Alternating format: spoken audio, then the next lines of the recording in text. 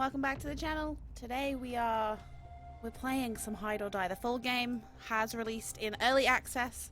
It is in early access until the 8th of August. From the 8th of August it is the full release. I honestly am having so much fun with this game. I cannot stress enough how fun this game is. You need to play it. I thought today we'd just have a quick little look at the game, look at the various modes, look at kind of what you do, because I've had a lot of people saying to me like, what are you supposed to do in this mode, what do you do in that mode, how do you level up, how do you yada yada yada. So I think that's what we're going to do today. So first of all, there's two modes. There's last man standing and there's escape. You can press it again to play the tutorial, which does help you. I also have a video I did of that from the beta, so I'll leave the link for that down below if you haven't seen it already.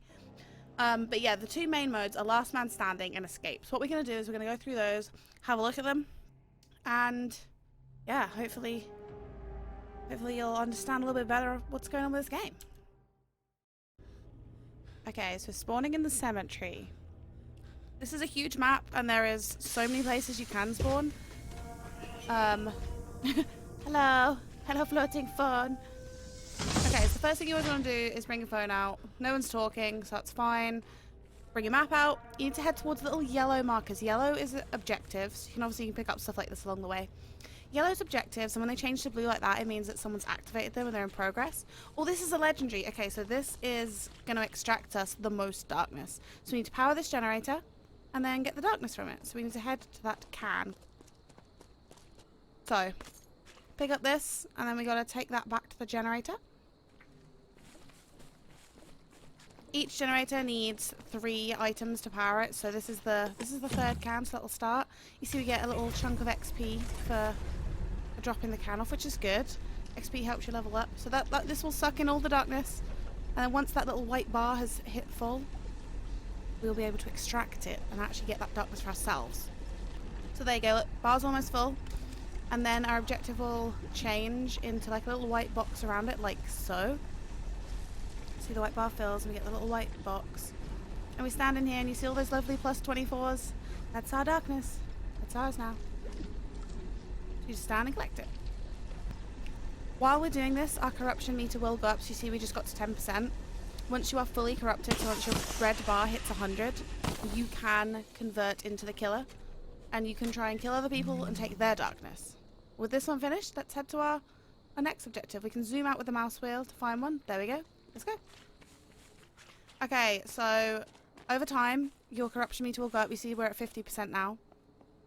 And you might notice that this one is a common. So this is the complete opposite of the last one. We just did a legendary. This one is a common. So we will get much less... Oh, hello. We will get much less darkness from this one. There are 5 different tiers of items in Hide or Die. These are common, uncommon, rare, very rare, and legendary. These are color coordinated and that goes across everything. Weapons, items, extraction zones. So keep an eye out for the color of the item that you're picking up as well. So as you can see in the background, this is the other kind of task that you may be asked to do for an extraction zone. This one requires powering 3 fuse boxes and you have to press the corresponding numbers on your keypad to the ones that need to be lit up. This becomes very stressful when there's a killer around.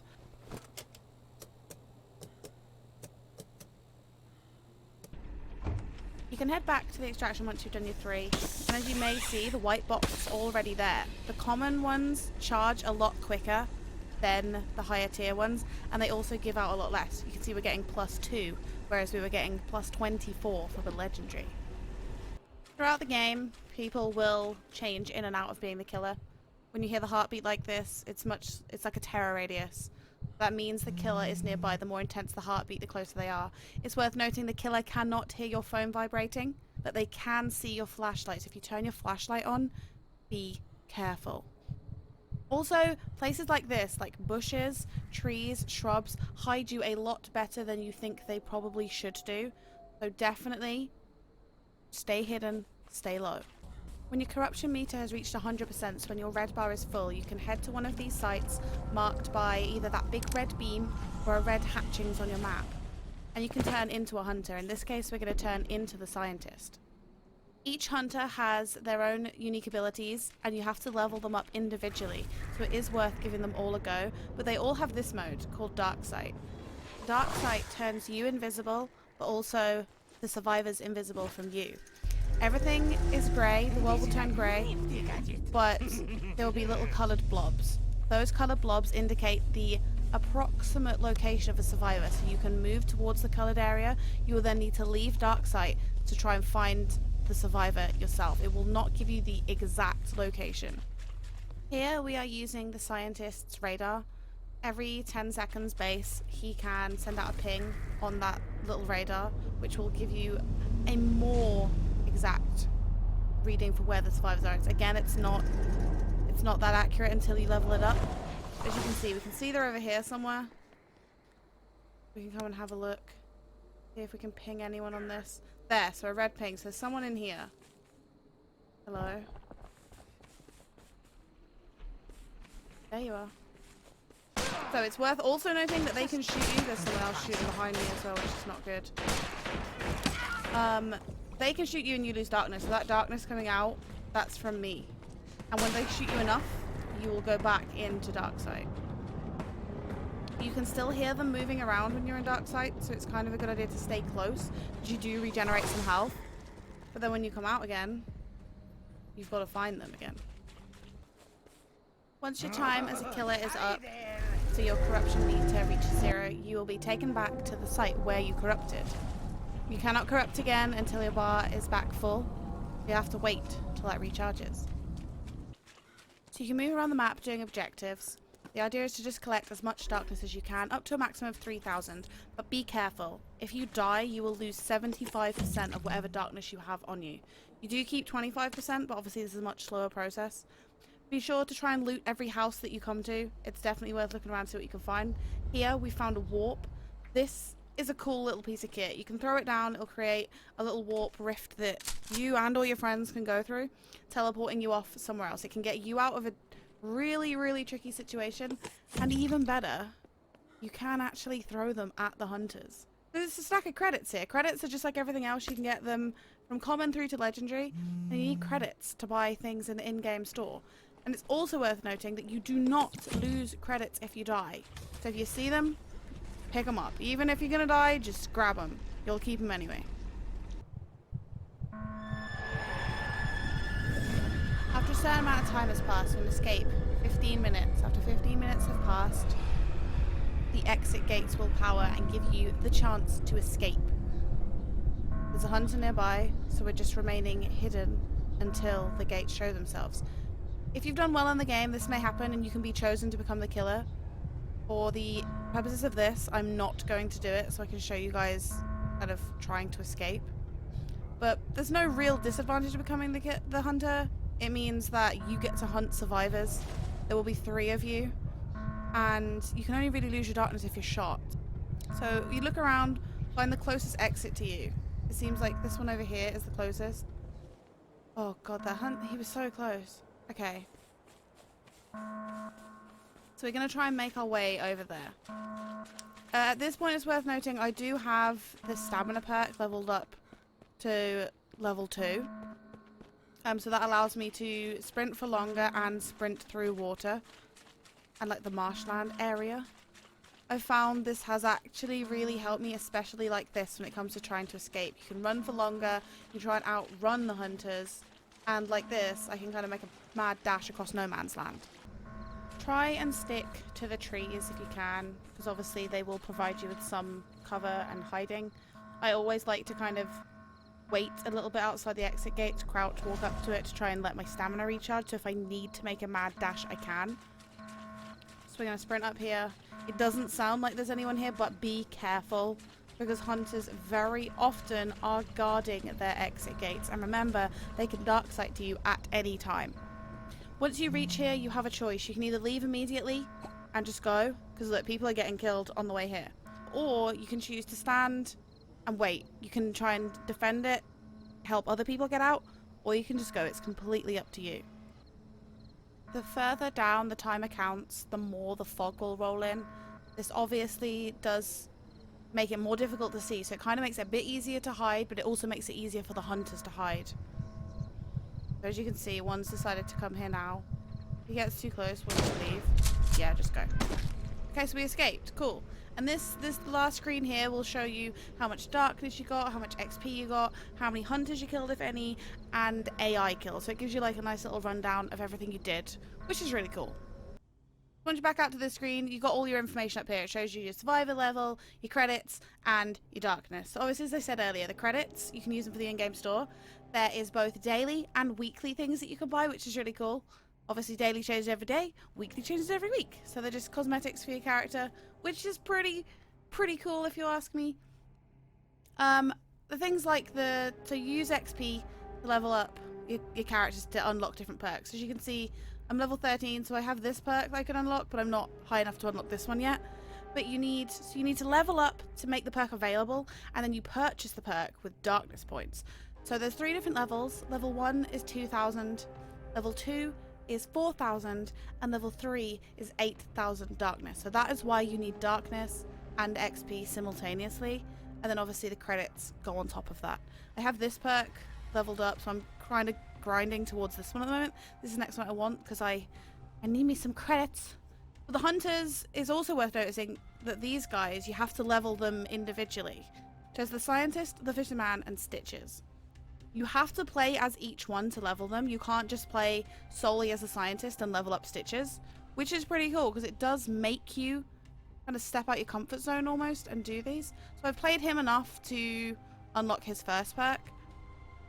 But yeah, it's worth noting, and also on this screen you can go through and read about all of their different abilities as well. So I'm not gonna read through these for you right now, but we might do a different video actually, and we'll do one that's solely on the killers. They are all completely unique, which is awesome, so it's worth giving all of them a go.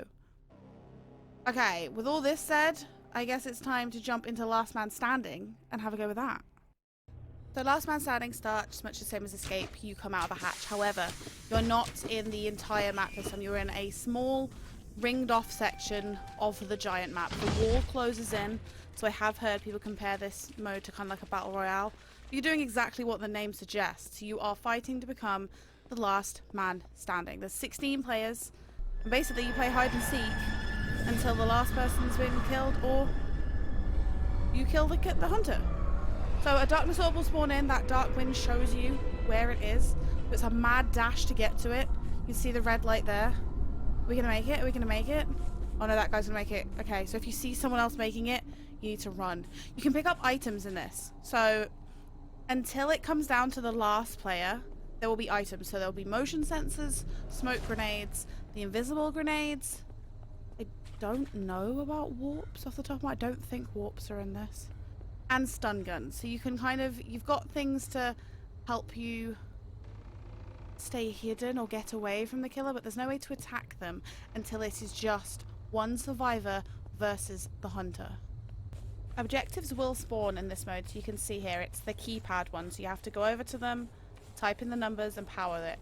Every single one that gets powered takes a chunk of corruption away from the hunter. If all 3 of them are done, I think it's about 15% per fuse box. So if you do all 3, you can take almost half of the corruption time away from the hunter. So if you watch here, as soon as that changes from occupied and disappears to say it's done, if you watch the corruption bar, it will plummet. There you go, see? Massive chunks taken off, so it stops other players from being the hunter, and hopefully giving, getting them off of it so you can take the hunter instead. This is the purple wall that closes in. If you go outside of that, you will lose health. I think it takes about 6 seconds for you to die out there. For every person that is killed, you will gain 100 XP.